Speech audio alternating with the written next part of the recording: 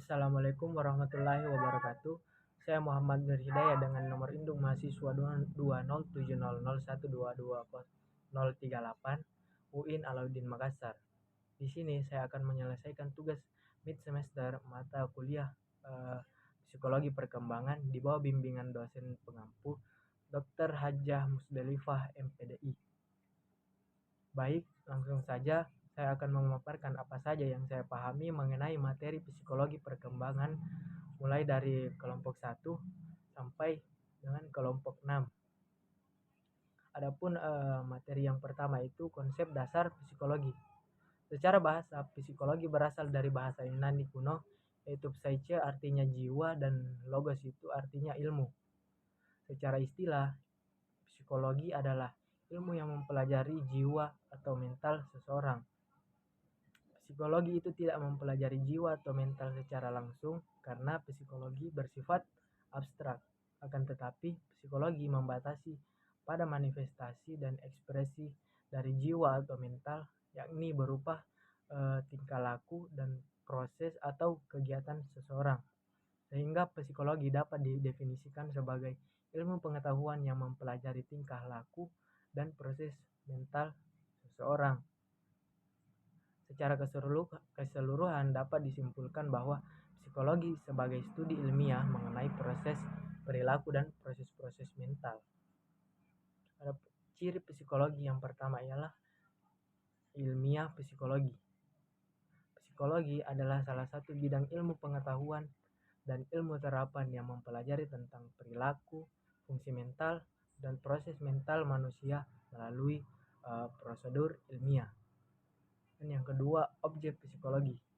Psikologi secara umum mempelajari gejala-gejala kejiwaan manusia yang berkaitan dengan pikiran, perasaan, dan kehendak. Yang ketiga, metodologi psikologi. Beberapa metodologi dalam psikologi yang digunakan ialah yang pertama metodologi eksperimental. Nah, metodologi eksperimental ini terbagi lagi menjadi beberapa metode. Yang pertama, observasi ilmiah, yang kedua, sejarah kehidupan, yang ketiga, angket, yang keempat, wawancara, yang kelima, pemeriksaan psikologi, yang keenam, metode analisis karya, yang ketujuh, metode statistik. Metode yang paling sering digunakan dalam lingkungan pendidikan ialah metode angket. Mengapa saya mengatakan demikian? Karena metode ini yang paling mudah dan efektif untuk meneliti seorang murid atau siswa dalam lingkungan sekolahnya. Dan adapun materi selanjutnya ialah ruang lingkup psikologi. Ruang lingkup psikologi yang pertama ialah psikologi perkembangan. Psikologi perkembangan adalah bidang studi psikologi yang mempelajari perkembangan manusia dan faktor-faktor yang membentuk perilaku seseorang mulai dari sejak lahir sampai lanjut usia. Dan yang kedua ialah psikologi sosial. Bidang ini mempunyai 3 ruang lingkup. Yang pertama, studi tentang pengaruh sosial terhadap proses individu. Yang kedua, studi tentang proses individual bersama. Dan yang ketiga, studi tentang interaksi kelompok. Nah, ruang lingkup yang ketiga ialah psikologi kepribadian. Psikologi kepribadian adalah bidang studi psikologi yang mempelajari tingkah laku manusia dalam menyesuaikan diri dengan lingkungannya.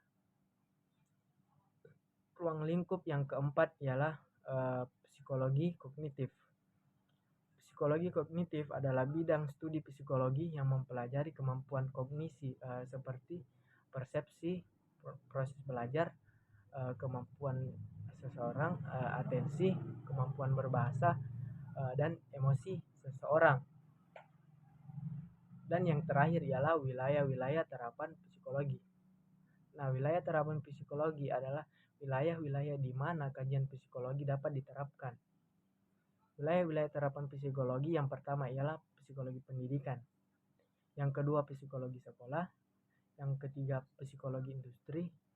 Yang keempat, psikologi kerekayasaan. Yang kelima, psikologi klinis. dan yang terakhir parapsikologi. Adapun hubungan psikologi dengan ilmu lain, yang pertama itu ilmu biologis. Nah, ilmu biologis ini terbagi lagi menjadi 4 bagian. Yang pertama itu ilmu maturasional, yang kedua ilmu etologis, yang ketiga ilmu psikodinamika, dan yang keempat ilmu psikoseksual. Dan ilmu yang kedua itu ilmu psikososial. Materi selanjutnya ialah gejala kognitif, persepsi, bayangan, dan fantasi. Kognisi ialah proses psikologi yang berkaitan dengan individu yang mempelajari, memperhatikan, mengamati, membayangkan, dan memikirkan lingkungannya. Adapun gejala-gejala kognitif dalam psikologi meliputi yang pertama itu persepsi. Menurut De Vito, sebagaimana yang dikutip oleh Alex Sobur, persepsi adalah proses ketika kita menjadi sadar akan banyaknya stimulus yang mempengaruhi indera kita. Sedangkan menurut Atkinson, persepsi adalah proses saat kita mengorganisasikan dan menafsirkan pola stimulus dalam lingkungan. Adapun faktor-faktor yang mempengaruhi persepsi ialah yang pertama faktor fungsional, yang kedua faktor struktural, yang ketiga faktor situasional, dan yang keempat faktor personal. Dan yang kedua itu bayangan. Istilah bayangan sering disebut pula dengan istilah tanggapan. Bayangan atau tanggapan ini adalah gambaran ingatan dari pengamatan. Tipe-tipe bayangan yaitu bayangan eidetik dan bayangan pengiring. Yang ketiga itu dan artinya materi yang ketiga itu fantasi. Fantasi ialah kemampuan jiwa untuk membentuk tanggapan-tanggapan yang sudah ada dan membuat tanggapan yang baru. Nah, tanggapan tersebut tidak harus sama atau sesuai dengan objek aslinya. Fantasi sebagai kemampuan jiwa manusia dapat terjadi secara sadar maupun tidak sadar. Nah, tes yang sering digunakan dalam mengetes fantasi seseorang adalah tes TAT, tes kemustahilan, Heilbronner-Wiersma test, dan tes Rorschach.